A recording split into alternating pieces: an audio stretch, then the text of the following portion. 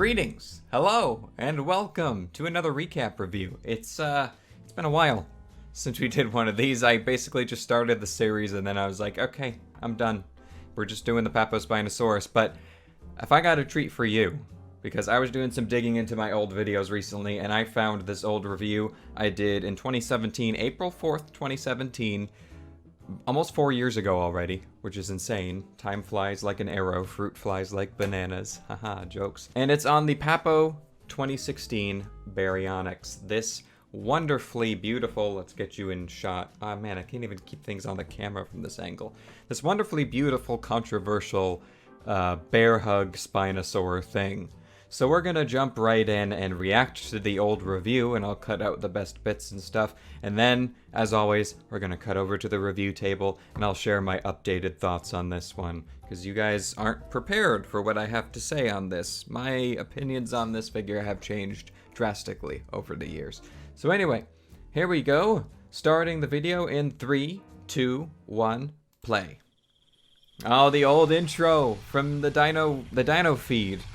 Shout out to them. I haven't seen them post any videos recently, but they made this awesome intro for me years ago. Hey guys, SpinoDude here, and today we are going to be taking a look at a Papo figure. Just hit with that Kevin MacLeod music and that piercing old SpinoDude voice. Part of our 2016 Christmas Spectacular. Oh, remember the Christmas Spectaculars, guys. I considered doing something similar, but I felt like they didn't age too well on the channel, so I kind of stopped doing them. Before we take a closer look at the figure, here are a few facts about Baryonyx, which means it fed on fish. Evidence for this comes from the stomach region on the holotype. Okay, here we go. Here comes the opinions. But there is one angle you can view this model from that I think looks fantastic. So let's turn the Baryonyx. I don't think it's fantastic anymore, but I think it still looks cool from the front. Now, quite a lot of people in the dinosaur community refer to this depiction of Baryonyx as monstrous. To me, this is one of Papo's least monstrous models. To me, this is one of Papo's least monstrous models. It really makes up for a nice depiction of the animal. When I look at other Spinosaurid models, I almost need a confirmation as to what species is being presented. For example, somewhat similar looking species like Baryonyx and Suchomimus. When I look at this model, though, I can almost instantly tell that it's intended to be a Baryonyx. Is it now? The head sculpt, the details, the build of the body just speaks Baryonyx to me. Really? Green color schemes on I think I'm gonna leave the reaction there because I'm not seeing anything else come up really, but it was just mainly that one part where I said this is one of Papo's least monstrous models. So let's head over to the review table and I'll share my updated thoughts on this one. Alright, so here we are at the review table, or the turntable, or the tablespoon, for those of you who get that meme.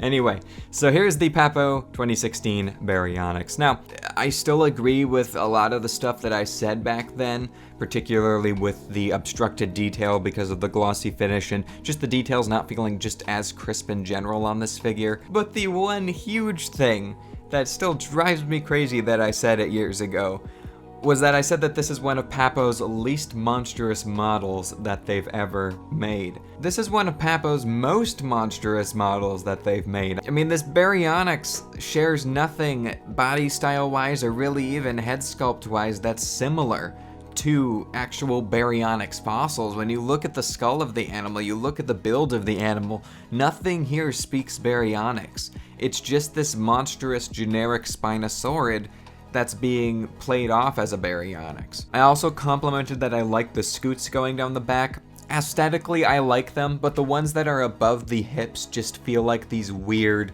massive spines that are just growing out of the skin, which is just kind of weird. And overall, you can tell that especially around the head and neck area, that this Baryonyx was definitely inspired off of the Todd Marshall Spinosaurus, I believe it was. I'm actually gonna Google that right now just to make sure. Let's see, Todd Marshall Spinosaurus. We're doing it live, folks. Okay, yes, it is the Todd Marshall Spinosaurus. I'll put a picture up in editing so you can see where the inspiration obviously comes from for all of the frilly bits and the extra skin hanging down below the jaws and everything. I will say I do appreciate the colors that Papo was going for with this one, like I said in my old review, but the way they're applied just isn't great. You can just tell that this figure had like a gray base to it and had some orange airbrush to the back of the head and then some brown airbrush patterns onto the hindquarters and then the tip of the tail, of course. It's really not that great. Plus, it's not the most stable figure in the world, even though it is a biped rather than a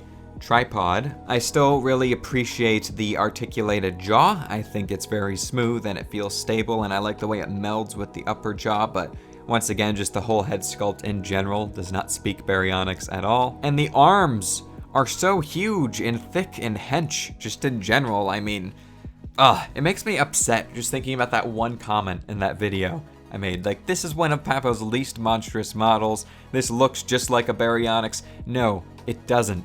Don't listen to my old self. Just listen to me now when I say that my old self is dumb.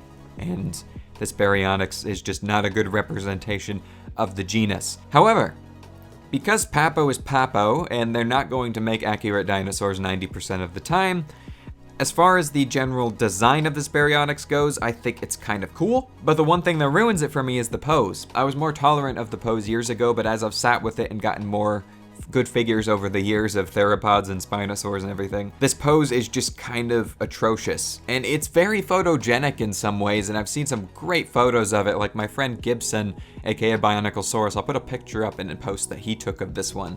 It's like one of my favorite dinosaur photography pictures. It looks amazing. But this figure looks great in photos, but it doesn't look great on the shelf.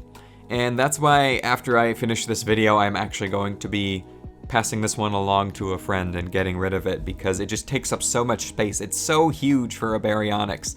It just looks nothing like the genus, and the pose just looks silly when it's on the shelf. But anyway, I think that covers my updated thoughts on this Baryonyx. Really, not a ton to talk about. Just wanted to drive home that yes, my opinion on this one has changed over the years. And for a quick comparison, let's bring out a stylized but actually cool looking theropod from Papo, which is their Allosaurus. A lot of people have this Allosaurus, so in case you're wondering how these two scale up to each other, then there you go. Anyway guys, that's going to do it for this video. Thank you for tuning in for another recap review. Let me know in the comments if there's any other figures you'd like me to revisit, and I will see if I have any updated thoughts on them, and I will let you know.